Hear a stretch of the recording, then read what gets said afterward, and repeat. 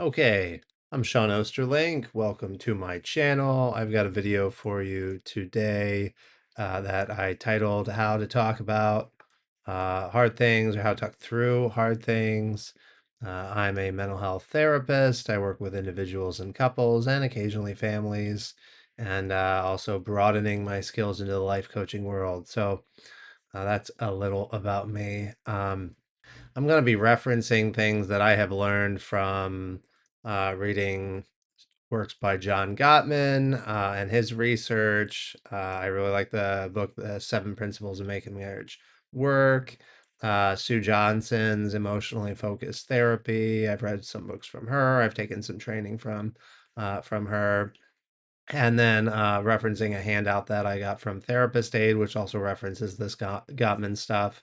I've just used that in order to hit on some different topics I'm going to be talking about today. And um, I might provide a link to that handout if I can find it. So let's talk about talking through hard things. Now, ideally, this would probably be with somebody that you love, that you care about, a family member, a friend, where there's maybe difficult topics to talk about, hard things.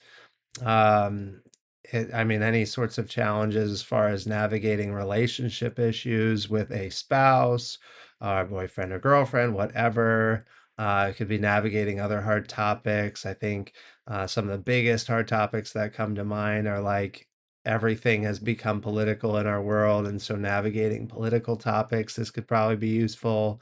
Um, Anything that's going to be triggering, hard-hitting stuff, or where when you've tried to talk about it, it results in arguments, in tension, in things getting heated, or in people stonewalling, avoiding it, not coming back to it, feeling like you just can't talk through this effectively, then these are going to be skills. This is going to be information that could be useful for you. So let's go through this. Let's talk about how to be really more effective in talking through hard stuff with someone you know or someone you care about. Okay, so the first thing I put here is what attitude are you bringing into the situation, into the conversation? So what's your starting point? Some of what I wrote here is, are you coming at it from a stance right off the bat of I'm right, they're wrong, versus being willing to accept your own stuff, accept some responsibility, to understand one another, to come at it from a collaborative way versus like a winning losing kind of way. And basically, like, are you approaching this thing from a position of good faith? Are you actually willing to check yourself, to accept your flaws, to accept that you could have something wrong, to learn, to grow from the other person, to understand the other person better? Are you really coming at this situation from good faith? And are they coming at it from good faith as well? Are both or all the people coming into this conversation actually really coming to understand and move through it and get to a better place? And so you might reflect on what's going on inside of you around that. That would be barriers to that. What is getting in the way of having a good faith conversation? What is getting in the way of accepting that some aspect of your understanding of something could be wrong, could be flawed, that there could be something that you need to grow in? It could be frustration with the other person where that they are at and feeling like, well, it's up to them, that they need to change, they're in the wrong. Right? We can all get stuck in that place, especially when we disagree about something very powerfully or fundamentally. So, uh, and that this could be something you talk about. Any of these things could be talking about going into a conversation. Like where are you at coming into it? Are you in a good headspace to come into it? Are you having that mindset of that you want to get along and actually figure this thing out?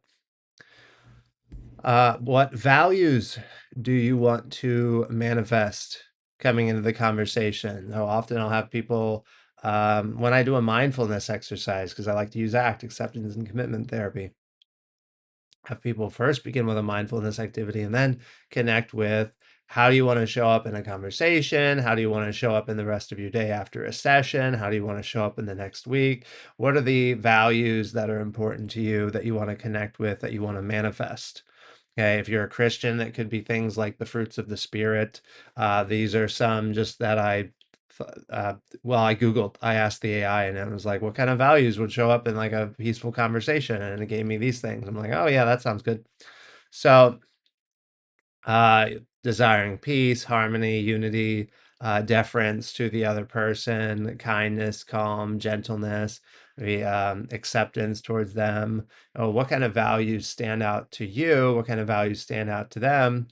Again, you might even talk about this. You might even ask the other person, your partner, your friend, the person that you're gonna have this conversation with, like, what is important to them? How do they want to show up? How do you want to show up? Any of this could be strengthened by talking about it. Like you're you're talking about the intent of how you want to have the conversation. I see that as potentially being a good thing, and it conveys that goodwill, that good faith that allows you to assess where they're really coming from, what headspace they're in. Okay, what is your vision of a conversation going well? I feel like I worded that kind of funny. Like, how do you envision a successful conversation? What is your version of a conversation going well? Not every conversation has to be peaceful and calm for it to go well. I know there's examples from Gottman's book, that Seven Principles book, of there being couples that will have that can have conflicts, they can have arguments and things. There's going to be couples that are like that, and yet they can still come around to laughing and enjoying each other, and they've got other good things in their relationship that go into the emotional bank account to where um, it doesn't break down the relationship like it can in high conflict couples that can't still value each other, find humor, find the other good things to keep that bond strong. Um, but what is your vision of it? What is the other person or whoever's involved in this? What's their vision of a conversation going well? Is it that you arrive at a conclusion together? Is it that you solve the problem? Those would be on at the end of the conversation. What are you looking to accomplish? But what about the process of the conversation, the actual journey of the conversation? What does that look like if it's going well? Ideally or typically, that would probably look like relatively calm voices. There's gonna for anything important, there could be some elevation of emotions because things matter to you, and yet also finding that comfort from the other person, that when you're actually feeling heard and understood and validated, even if there's disagreement there, um, even if there's strong disagreement there, that the way that the conversation is happening is allowing you to still feel safe, to come back down from that tension, and so that both parties, you're both feeling like that you're respecting each other, even if you're coming from different places, even if you're not able to resolve those differences in the moment. Some other stuff I thought of here is I'm going to move that down. What rights would you extend to the other person? And then what rights do you protect yourself with or extend to yourself? This was just something I was thinking of as I typed this up. I like to work with people on assertiveness, and one of the things with that is working on like an assertiveness, like Bill of Rights, sort of activity to where you identify the things um, that you actually have a right to as far as expressing and kind of like honoring yourself or standing up for yourself more that maybe you didn't realize growing up, and it got pushed down into people pleasing and things like that. But that's its own topic. The point being here is, how can you both value yourself and value the other person? And so what I put here is, what rights would you extend to the other person? Again, you get to decide what these might be or to think about this. But Some examples are that they have a right to say if they are done or need a break. It's important that people can feel like if they need to take the time out, that it's going to be respected, that you can agree to that. The concern with timeouts is always, are we going to talk about it again? Are we going to come back to it? And so timeouts are ideally time limited things. Um, but it's important that both parties feel like, if especially if it's getting heated and no longer productive, it's really important to be able to take a break and not continue the conflict, not continue to be berated or followed around or different sorts of things that can just escalate a conflict even further. Um, I put that they have the right to their own experience or views on a situation. Again, these would be rights either of you, both of you, or anyone involved could have, that everyone's going to have their own perspective. They have a right to their own perspective. They have a right to their own views, but they have a right to be spoken to in a respectful manner. So again, give yourself that, give them that, that you're going to be respectful in the tone, in the volume, in the kindness of the words that you're going to be using, to not be throwing insults or intentional barbs or jabs or things like that. But they have a right to their own words and thoughts, and you probably put in feelings as well, and a right to disagree with one another. You don't get to control other people's speech. You don't get to control other people's feelings or thoughts. And likewise, you don't want your speech controlled. You don't want your thoughts controlled. You don't want your feelings controlled. You want to have autonomy in this. And that's part of respecting each other, is to respect each other's autonomy, not be like there's certain words you have to have put in your mouth or something like that. You want to have a real, genuine, authentic kind of conversation, whatever the topic may be. And I put here that they matter, then down as far as your own rights, that you matter. And so just remembering that even as you disagree with something, even as you disagree powerfully on something, and it can be big disagreements in families, in couples relationships, between siblings, it can be powerful political disagreements in our age. I mean, all kinds of things. There's so many things. Everything's a big deal these days. Uh, so, and potentially triggering. So, okay. But remembering that, like, you can disagree, you can passionately disagree, and you can do so respectfully, and you can value that the other person still matters. You can value that you matter. I think it's important to communicate that to each other, that both of you matter, even as you're navigating something that you disagree on, that you do care about the other person, and that you're also going to care about yourself as far as how you're being impacted by the conversation. Maybe the emotions are getting too strong for that, and you need that time out. You need to take a break from it, or you need to stop that conversation in order to kind of regroup and figure out what the best way is to navigate it, if it feels like it's still just too emotionally raw to handle. Okay, so right, I have a right to say I'm done, to request a break. I have the right to share my perspective. I have a right to own to my own words, thoughts, yeah, feelings, and to disagree, and I matter. Okay. I put here ground rules, agree to ground rules. I think that this can be very important. Not everyone is going to need this, but if you feel like you can't navigate a conflict successfully without it, then this is a good thing to do. And you could actually write these things down. You might have a post-it or a note or something to remind yourself of this. You might have something where you're actually going to sit down, have something tangible. You might review them before talking about something that you know is going to be hard. What are your ground rules going to be? Some stuff that I put on here is um, no raised voices, no yelling, one person speaks at a time, no interruptions. I would add no insults. You might say no swearing or harsh language. Um, If a timeout is requested, again, you do it, you set a time to return to the discussion. I think it's in Gottman's work when he suggests something like 20 minutes as being sort of an ideal time. If you're using a timeout to take a break, I tell people that's not the time to sharpen your knives and your arguments. That's the time to be calming down, to do relaxation skills, to do some mindfulness, to do things that are going to ground you, help you calm down, to not be stewing on the argument. You're stepping away from it. You're going to come back into it. So it's really a break from it to help you calm down so that you can have a clear head as you come into it. Because if you're elevated, then you're going to be more closed off. You're more inclined to be defensive.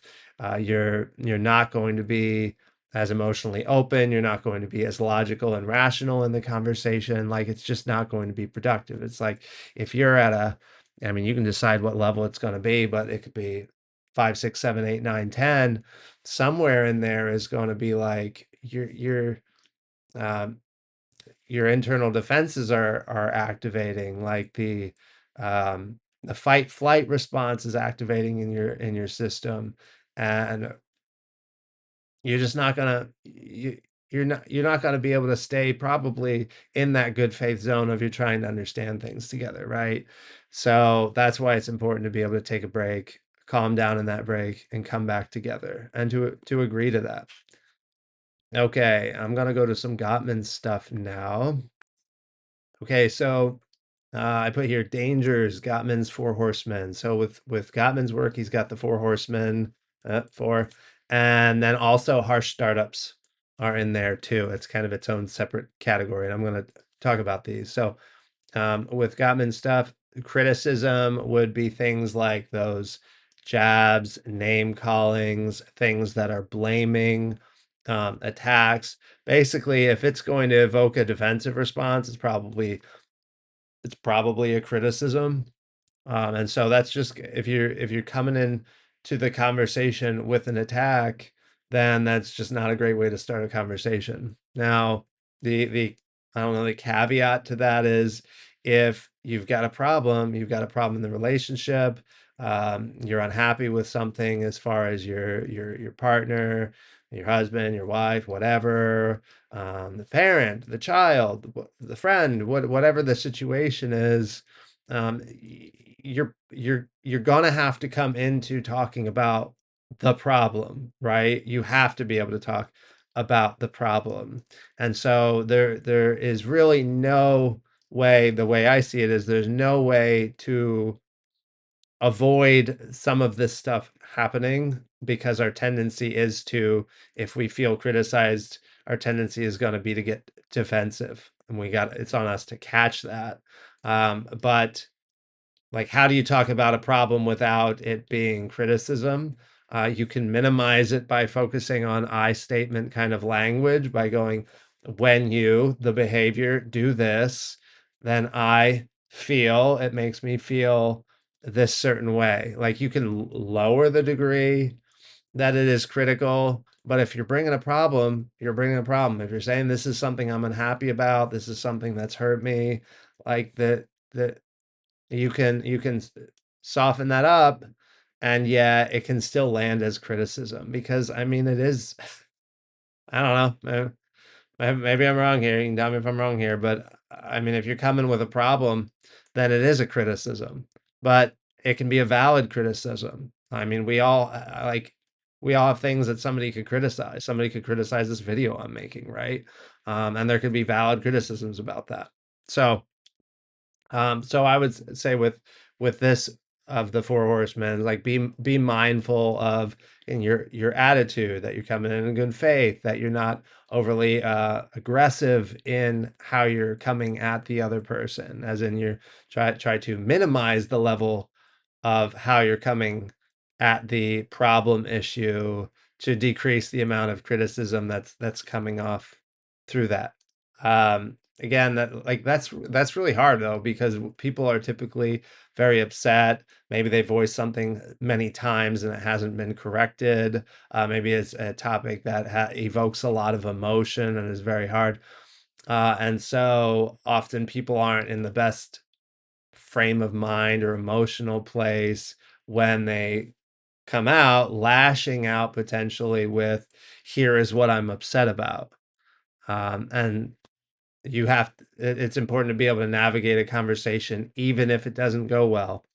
This also goes with like the harsh startups. I mean, this and I mean, any of these could, I mean, particularly the criticism, the defensive responses, those can all be harsh startup kind of things. And harsh startups are just bad ways to start the conversation. Whether the timing of the conversation isn't good, you notice your partner is stressed, they just got home from work, the kids are being loud, whatever it is. And then it's like, hey, let's talk about this problem. I'm really unhappy with you about this. Like, well, maybe the timing on that wasn't good. Sometimes there's just not perfect timing for something, right? Sometimes you have to go, you know what, if we don't talk about it here, then it won't get talked about. Sometimes that's part of the problem is that issues are that the can is being kicked down the road and there's never a good time to talk about it. It's a hard issue and there's just no good time to talk about a hard, painful issue, especially if you associate it with conflict is going to happen because of it. So common issues. What else here? Defensiveness. So that's the response to the criticism. I put here justifications, excuses, even changing topics. Like any of these can be defensive sorts of responses. And if you respond that way, you dig your heels in, you justify yourself, you give reasons for what you do, um, you shift over to something else, counter blame, counter criticism. How often does that happen? How often have you done that where somebody criticizes something about you and you fire something back at them, right? It happens in couples, it happens in conflicts, it happens in political conversations and political debates, right? uh, your party did this thing, your politician did that thing, counter blame. Yeah, but what about this policy? What about this corrupt thing, right? And so then it's just like firing past each other with things and then justifying things. Well, here's why about this, and here's why about that. And then the topic is potentially changing. And so you're dancing around different places. It's like a chess match and people are moving all around and trying to take out each other's pawns and pieces and things. And at that point, again, it's not really a good faith conversation. Maybe it turns more into just a debate, and nobody's, at least in the moment, really changing their mind about a debate once it happens, because then all your defenses go up, the walls go up, the weapons come out, and nobody's mind is being changed. So that's why defensiveness is going to undermine having a real effective change conversation between people. Rarely, I was just reading some article on this, like the person was pointing out, like rarely do people's minds change in the moment. It's after the fact. It's afterwards, or it's people around observing. If you're talking about a public sort of debate or a conversation or something, it's just when you're in that defensive mode, then it's unlikely that your mind is going to change then. And that perpetuates the argument, that perpetuates the emotions going up. Then both people or everyone involved are getting elevated. And then you don't feel like you're being heard. Nobody feels like they're being heard. And so the voices get louder, because what do? I feel like they're not listening to me. And so I'm going to raise my voice and I'm going to get louder. And so then there comes the stonewalling. Then the emotions get too strong. I don't know how to deal with this. This is overwhelming for me. This is too much for me. Maybe this reminds me of a relationship in the past. Maybe this reminds me of family of origin sorts of stuff. Maybe this happened in the family and it was overwhelming then, and now it's overwhelming now, and I don't know what to do with this. And so I'm shutting down.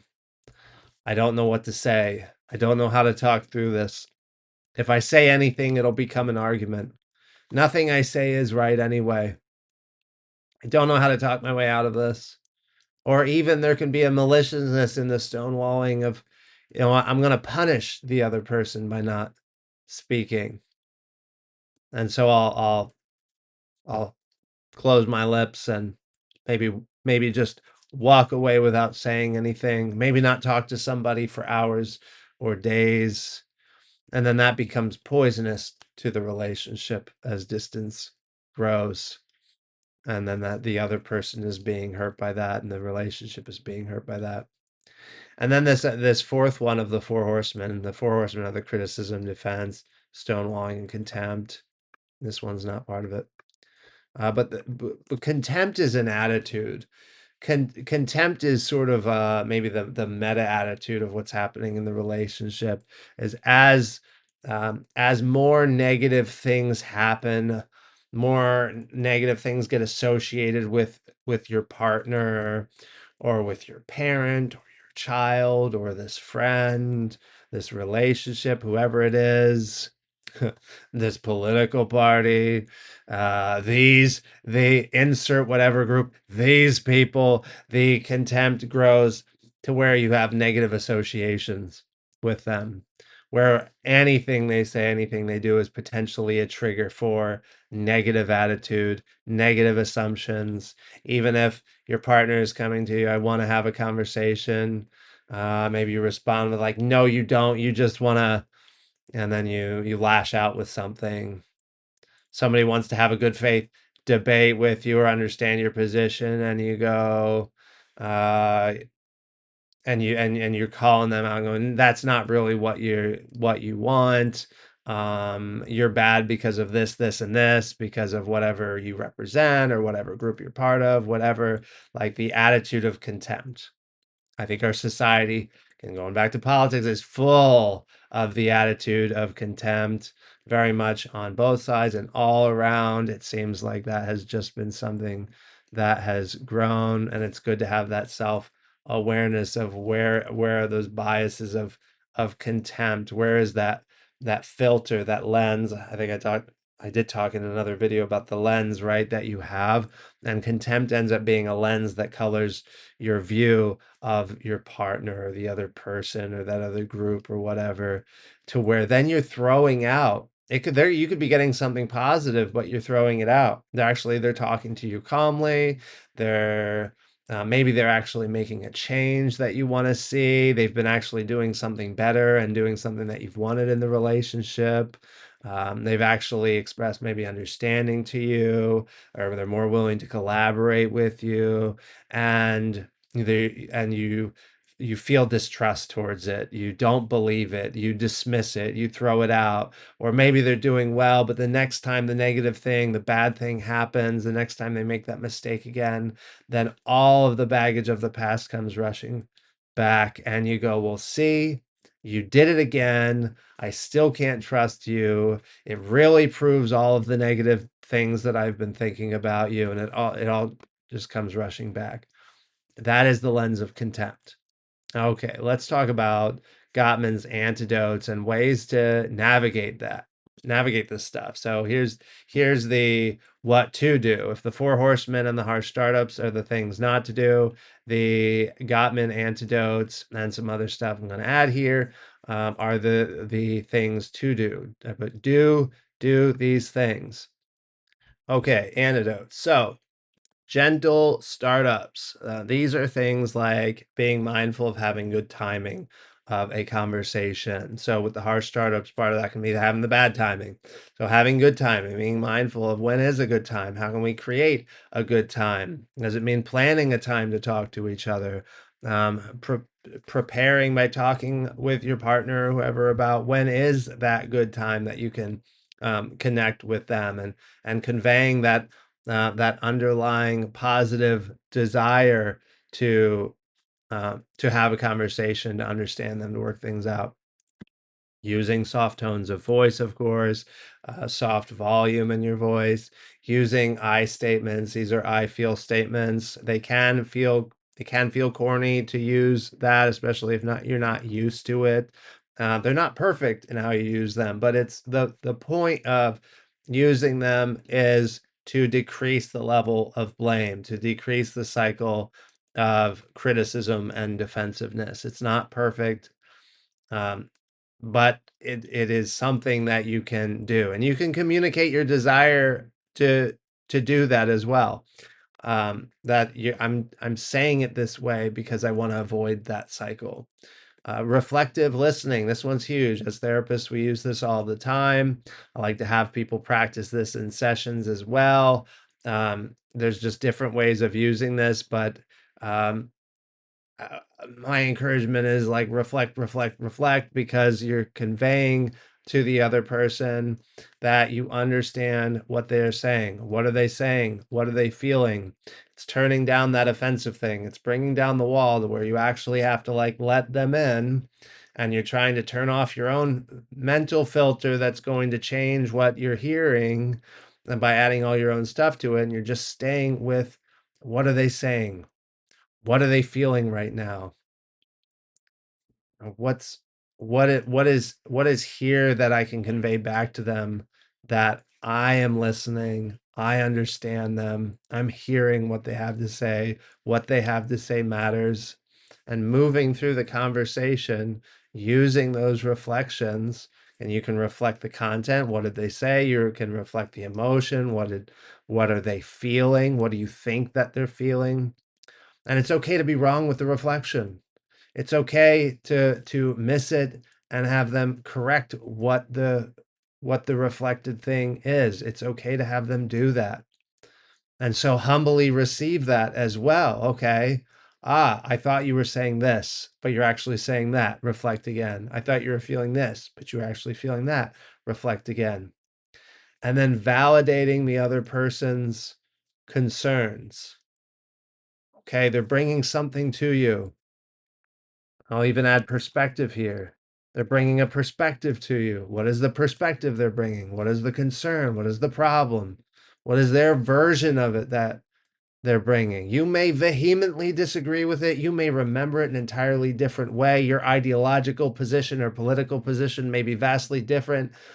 And yet, do you hear them and understand them? Can you communicate it back to them? Can you validate that even if you disagree, here is what you're hearing, and that it matters to them? It matters to them. You're conveying like you matter, they matter. And so then the volume doesn't go up. Then the emotions don't need to go up. Now, moving on here, I put taking responsibility. And so, I mean, really simply, this can involve remorse, this can involve apology, but this can involve, I think it's so important to be able to take ownership for your stuff. And this is hard for couples. This is hard for all of us. This is hard politically. There's no good way to do that politically. It's not like political parties take responsibility for things. Politicians don't take responsibility for things typically. That can mean the end of their political careers if they do. Uh, Paradoxically, um, and yet it's so important for healing. It's so important to be able to make repairs. Taking responsibility has to do with making repairs to the relationship, to the damage that's there. What can you go, you know what? When I said that way, that hurt your feelings. I'm sorry I did that. Sorry I said that. When I did that thing, I didn't realize it was going to hurt you in that way. But now I see, you know what? I did do that wrong. I can see how that affected you. Even if I didn't mean to, it did. And I'm sorry that that happened. I'm sorry that I did that. I'm sorry that I've been doing this thing. I'm sorry that I continue to do this thing. Like, what can you take ownership on? What can you apologize for? And then that's like that's giving the olive branch to the other person. Like, be the one, be willing to be the one to take the ownership. It's like, be willing to be the one that loses the conversation, right? Eagerly seek to be the humbler one, in a sense, possibly. You think about that, and that's really hard. And you don't want to take potentially over responsibility, right? You don't want to own stuff that's not yours to own. And at the same time, being willing to even take something from it and go, I impacted you in this way, and I'm sorry for that. Something there. that you can use to soften, to help repair, to help move things forward. It means eating your pride. It means being able to step into a place where it could be triggering shame, it could be triggering guilt. And this is really hard for people.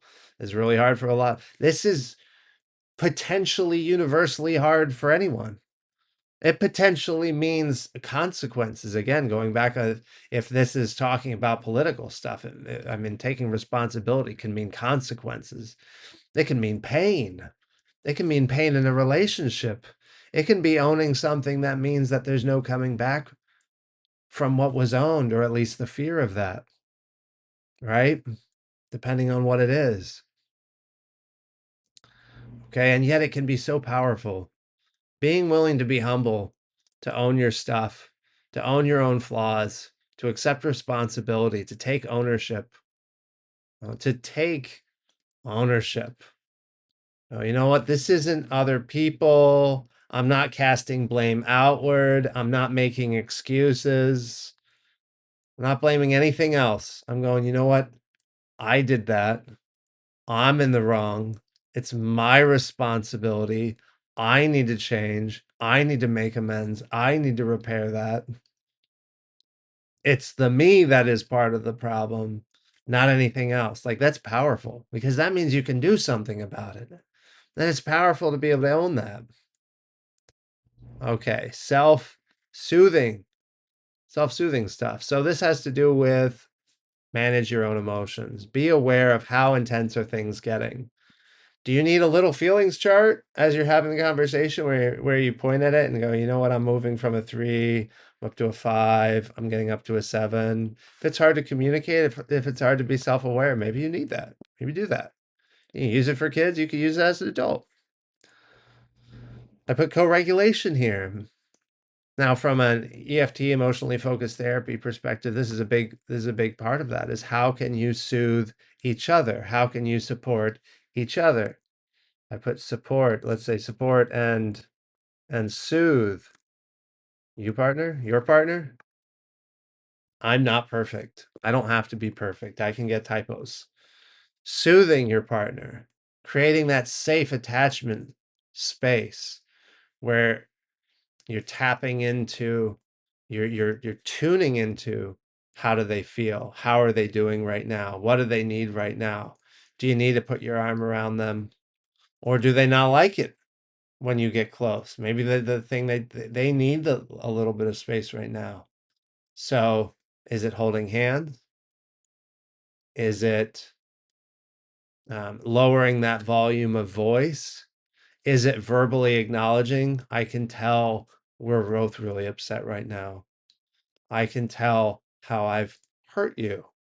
I can tell how I've impacted you. Like, what are the words that can validate what each of you are experiencing? You, as the partner or as the other person, have the power to help the other person regulate their emotions. It's like helping a child calm down by being the calm person in the room, being that calm person with them and talking calmly to them. You can be that for them.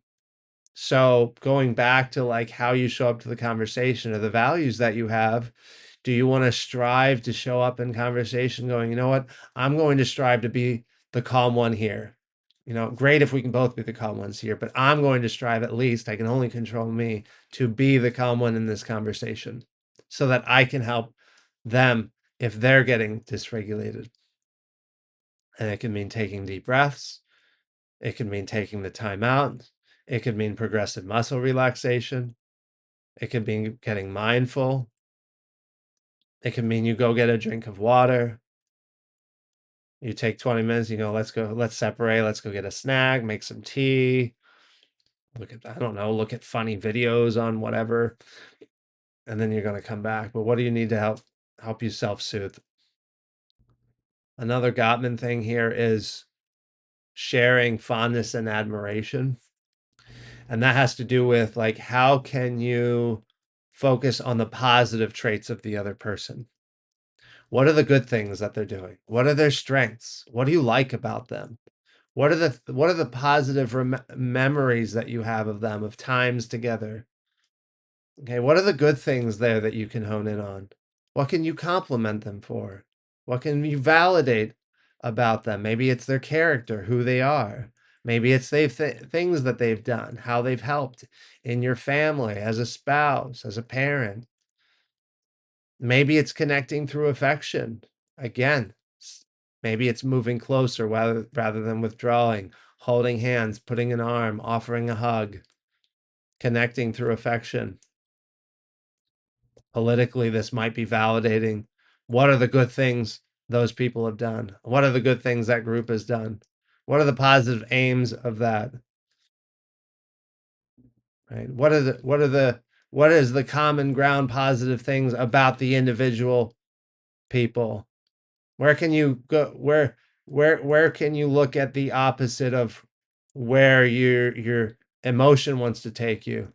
If it's taking you towards contempt, anger, detesting, if you flip that and go, I'm going to look for the opposite, are there things that you can find to help counter that response so that you can be showing up in good faith, even if it's just a little bit? I'm going to, I might add something here just as I'm thinking. Okay, there we go. I added one more thing here. Okay, so there's some more stuff. I think I diverged from the Gottman stuff here, but it might be in his stuff too. It all blends together in my mind.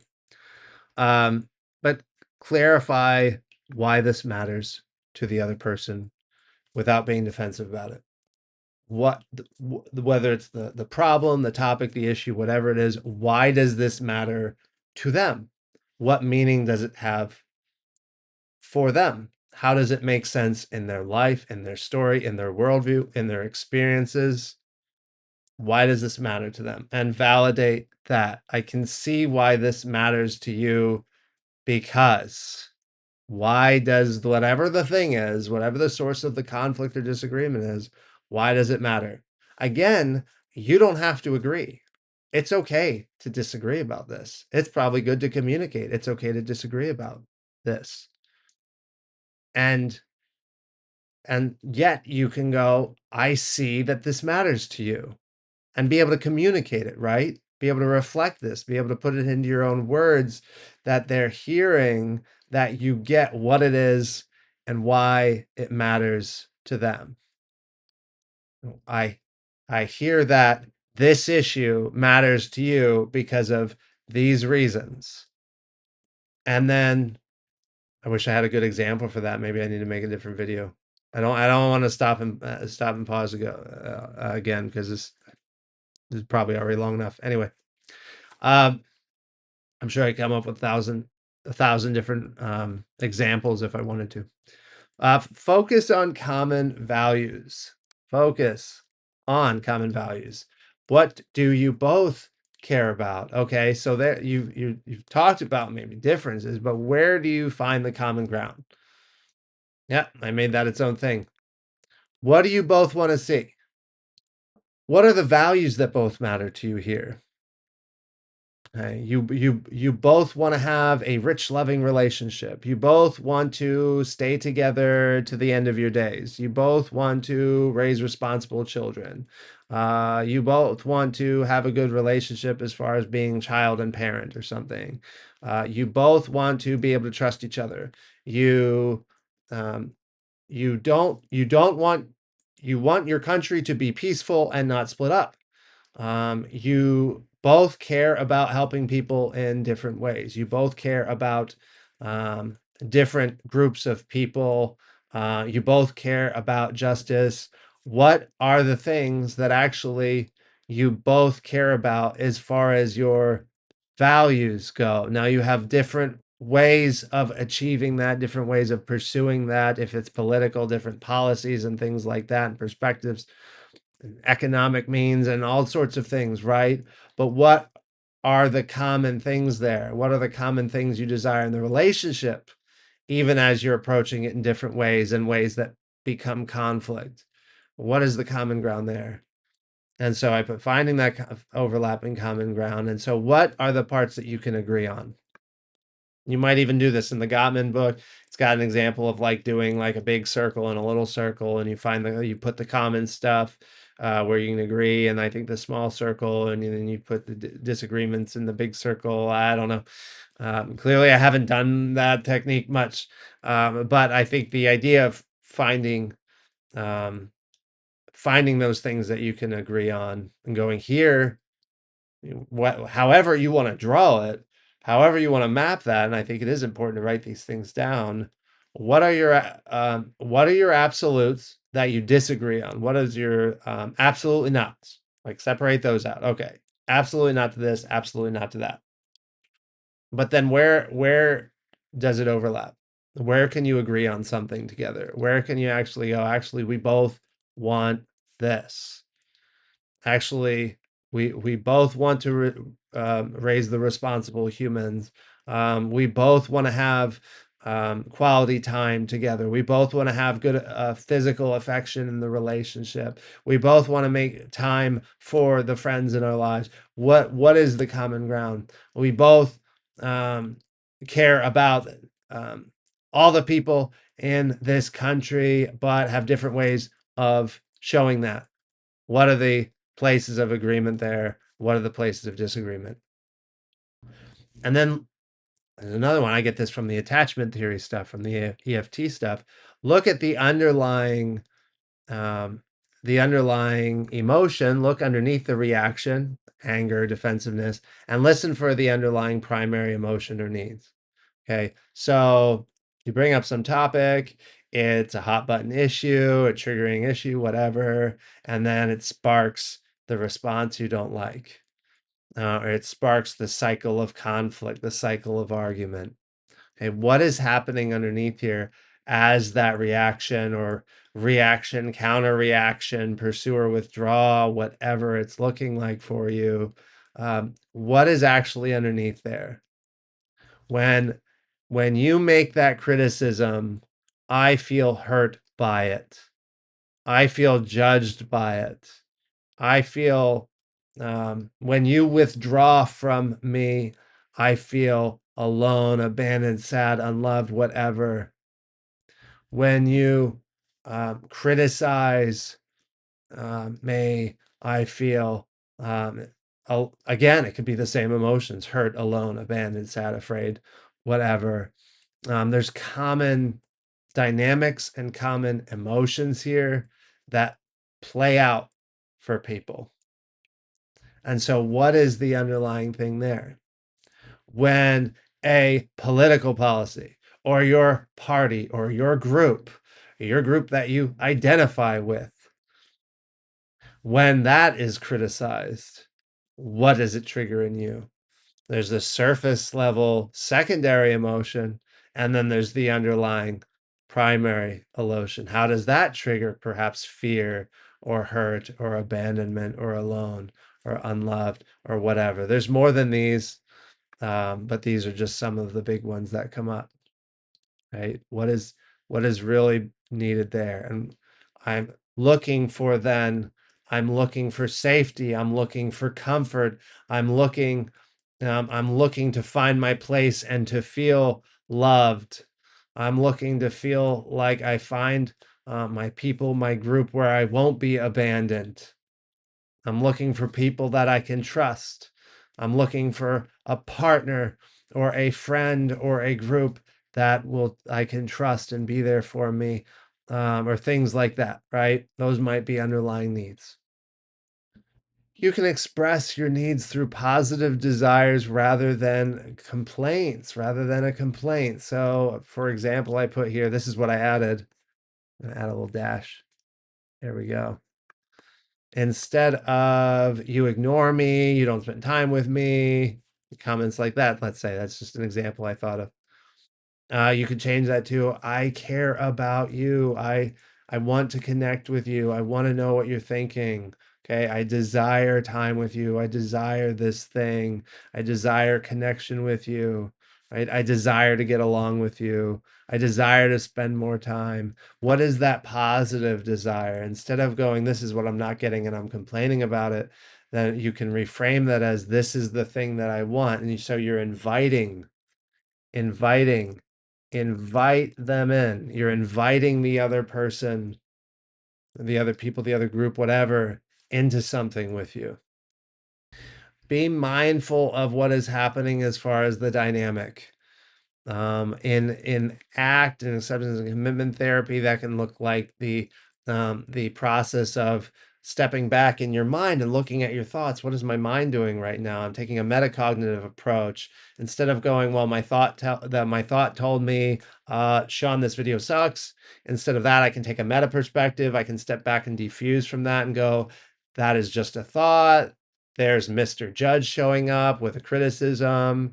It's humorous that that would show up right when I'm taking a video. That's interesting. Let me put that on a cloud and watch it go by. Like those are different responses you could have. Okay, and so what you can do is you can do that same sort of thing in the dynamic with a group of people, whether it's you and one other person, whether it's you and a group of people, that you can look at what's happening here. It's been a long, long time, but I had to lead a couple groups of group therapy in my training in grad school and participate in group. Um, there was one or two groups, I don't remember. It's been a long time, but I did like group therapy a lot. But you look at what is happening in this group of people, what is happening in the dynamic between the different people in the room, and noticing that, and you might speak to that um, so that people can get insight. And so notice what is happening when it's you and your partner, when it's you and the person you're debating with, when it's you and your friend, whatever the context of the topic, the conflict is. Step back and notice what is happening, especially if things are starting to get heated. But you might always keep a foot in the door of that as you're having it, as you're having that conversation. What do I notice happening within me? What do I notice happening here between us in this dynamic? Because that will help you keep the emotions down. That will help you regulate yourself if you can look at it and then you can speak to it. You know what? We're doing that thing again. You might name it. You might name that cycle. We're doing that thing. We're doing that um, I don't know, that conflict thing. I don't have a good name to throw out there right now, but we're doing the thing. Let's step out of the thing. Let's observe what happens when we do the thing. Let's observe what happens when we actually change it and go, I'm not going to do that thing anymore. You know, I keep just defending myself here, or I keep going on the attack here, or I'm pursuing and you're withdrawing as I pursue at you and you withdraw. Let's step out of that. Let's change what's happening here. Even just naming it, noticing it can change the process. Now, this one is a Gottman one. Using humor to relieve tension. Okay, is there something that can relieve the tension that's building up between you and whoever you're talking with? Can you smile? Can you make a silly comment? Can you make I don't know, a sound effect, a motion of some kind? Like what can you do while conveying that you care, you know it's serious, and at the same time doing something that just releases the tension that's building in the conversation? That can get the other person to smirk, to laugh, to realize, like, you know what? It's happening here. This is getting too serious. This is getting too tense. We let the steam out of this thing.